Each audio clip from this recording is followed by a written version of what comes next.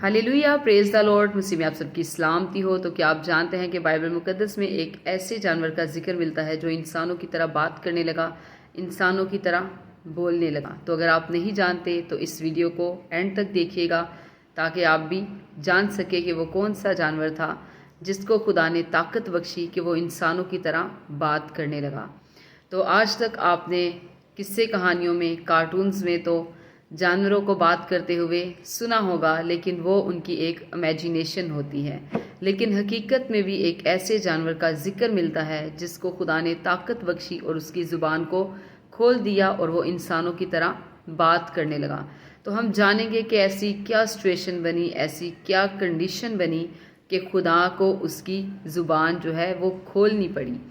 तो अगर आप इस वाक़ये को पूरा पढ़ना चाहते हैं तो आप गिनती की किताब उसके 22वें और 23वें चैप्टर में इसको डिटेल के साथ पढ़ सकते हैं।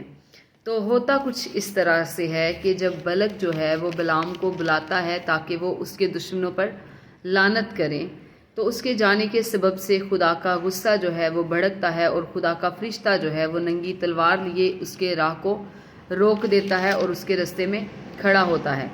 बलाम जो है वो अपनी गधी पे सवार होता है और उसके साथ उसके 2 मुलाजम होते हैं। और जब गधी जो है वो खुदावंद के फरिश्ता को देखती है कि वो नंगी तलवार लिए रास्ते में खड़ा है, तो वो उस राह से पलट जाती है, वो उस राह से मुड़ जाती है और खेत में चली जाती है। तो जब उसकी गधी खेत में चली जाती है तो बलाम को गुस्सा आता है और बलाम जो है वो अपनी गधी को मारता है। इसी तरह दूसरी दफ़ा भी जब उसको खुदा का फरिश्ता दूसरी राह में नज़र आता है तो वहाँ पे भी गधी जो है वो अपनी राह पलट लेती है।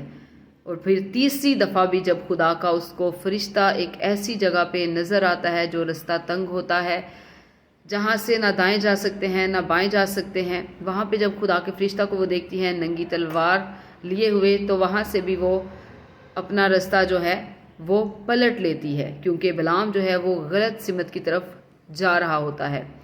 तो बलाम जो है वो झुंझला उठता है और वो अपनी गधी को फिर लाठी के साथ मारना शुरू कर देता है। जो वो अपनी गधी को लाठी के साथ मारना शुरू करता है तो तब खुदा जो है उस गधी की ज़ुबान को खोल देता है और फिर वो अपने मालिक बलाम से सवाल करती है और वो अपने मालिक से कहती है कि मैंने तेरे साथ ऐसा क्या किया है कि तूने मुझे 3 बार मारा। फिर बलाम जो है वो उस गधी से कहता है कि तूने मुझे चिढ़ाया और कहता है कि काश के मेरे हाथ में तलवार होती तो मैं तुझे अभी मार डालता।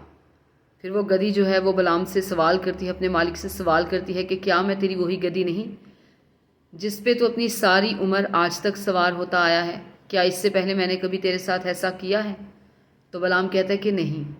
फिर खुदा जो है वो बलाम की आंखें खोल देता है और वो देखता है कि खुदा का फरिश्ता जो है वो नंगी तलवार लिए रास्ता रोके खड़ा है। फिर वो अपना सर झुकाता है और ऊंधे मुंह हो जाता है। उसके बाद खुदा का फरिश्ता जो है वो बलाम से कहता है कि तूने अपनी गधी को 3 बार क्यों मारा?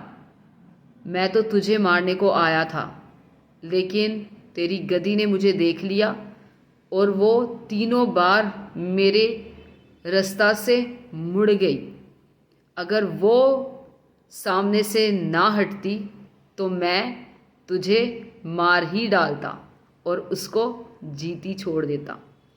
तो यहाँ पे हमें क्या सीखने को मिलता है कि गधी जो है वो अपने मालिक को बचाने के लिए बार बार क्या है वो अपने मालिक से मार खाती है ताकि वो किसी ना किसी तरह अपने मालिक को बचा सके। तो सम टाइम जो चीज़ें हमें नज़र नहीं आ रही होती वो दूसरों को नज़र आ रही होती हैं। हो सकता है कि जो राह हमारी नज़र में सीधी हो वो खुदा की नज़र में टेढ़ी और तिरछी हो और जिसकी राहों में मौत हो, हलाकत हो। इसलिए हमें हमेशा तंग रास्ते पे चलना है, ना कि कशादा रास्ते में जो हलाकत की तरफ लेके जाता है। आमीन। God bless you.